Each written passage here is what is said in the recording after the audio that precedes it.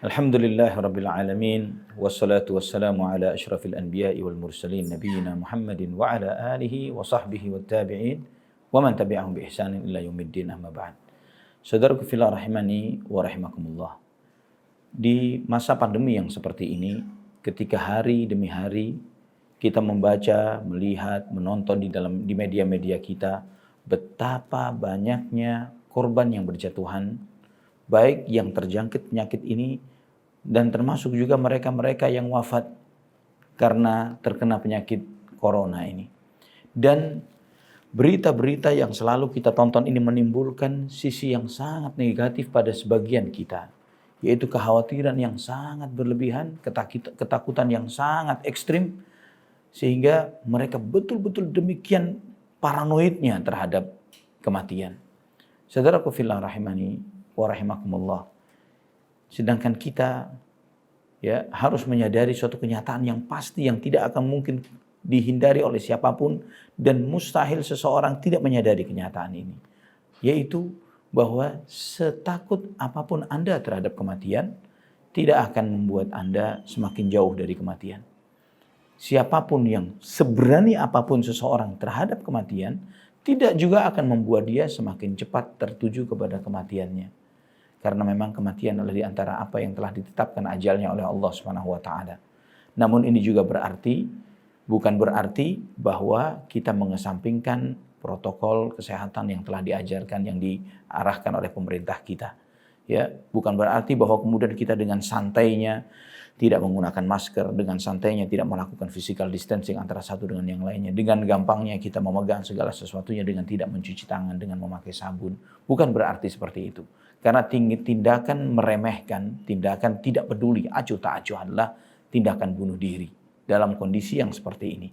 Namun juga bukan berarti bahwa ketakutan kita terhadap terjangkit penyakit ini membuat kita kemudian tidak produktif, tidak melakukan hal-hal positif yang mungkin kita lakukan. Sadari, yakini, pahami dengan benar bahwa suatu saat kematian itu pasti akan mengenai diri kita. Entah di masa COVID ini, atau sesudahnya, sesuai dengan apa yang telah ditetapkan oleh Allah Subhanahu wa taala. Maka seorang muslim berusaha menetapkan di dalam diri kita, berusaha untuk mengisi waktu-waktu kita dengan sebaik-baiknya. Semakin kita melihat begitu mudahnya ajal menjemput seseorang, bukan berarti malah membuat kita ini ketakutan dan tidak melakukan sesuatu. Tapi malah kita harus memikirkan, jika detik ini saya dijemput oleh kematian, apa yang saya tinggalkan? Apa yang saya bawa? Sudah taubatkah dari dosa dan maksiat? Sudahkah kita memiliki amal jariah yang kita harapkan akan mengisi rekening amal ibadah kita walaupun kita sudah wafat? Sudahkah kita meninggalkan anak-anak soleh dan soleha yang mendoakan kita?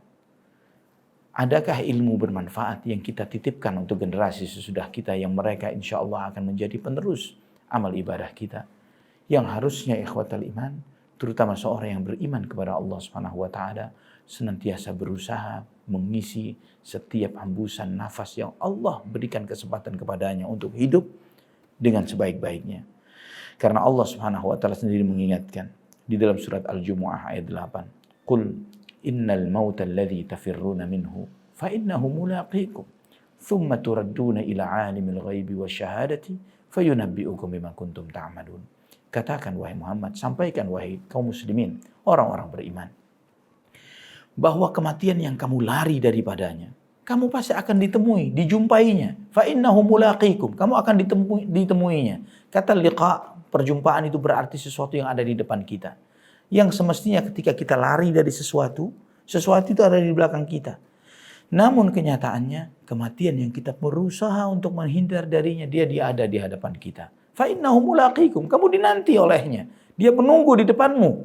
Thumma turadduna ila 'alimil ghaibi wasyahadah.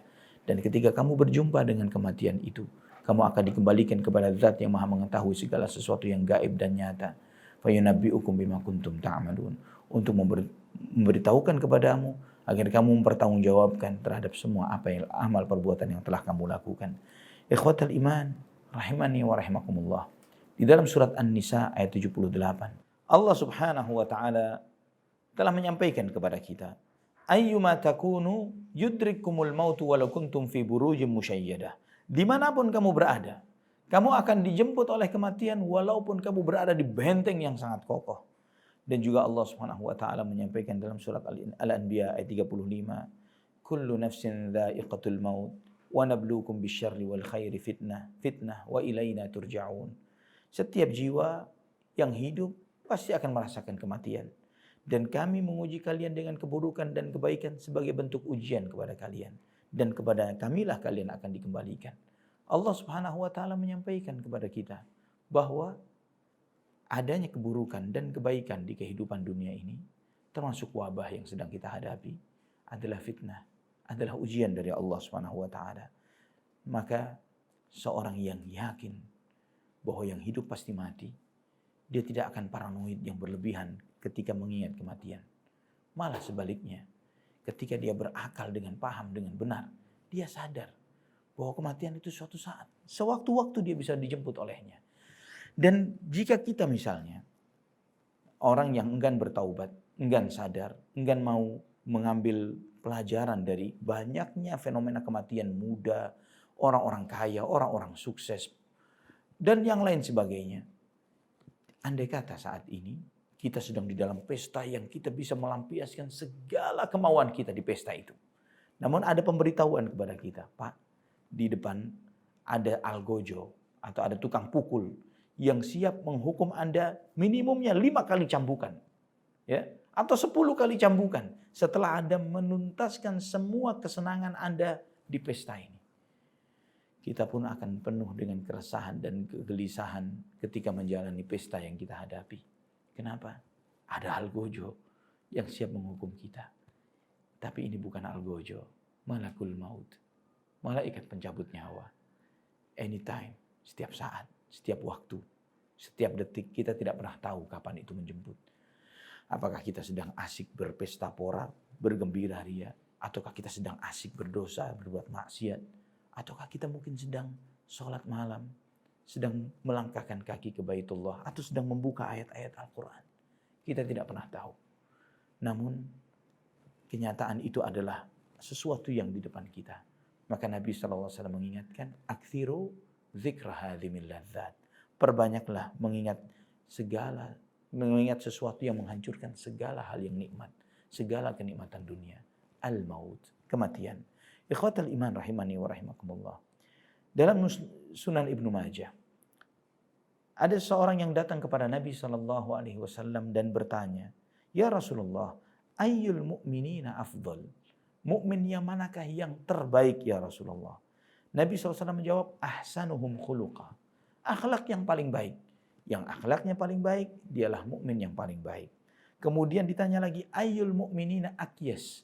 Mukmin yang paling bijak, yang paling cerdas ya Rasulullah, yang manakah?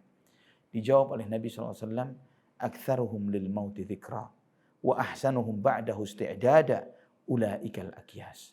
Kata Nabi SAW, yang paling bijak, yang paling cerdas di antara orang-orang beriman adalah yang paling sering mengingat kematian dan yang paling kuat, yang paling membiasakan diri untuk mempersiapkan kematian. Itulah orang-orang yang paling bijak.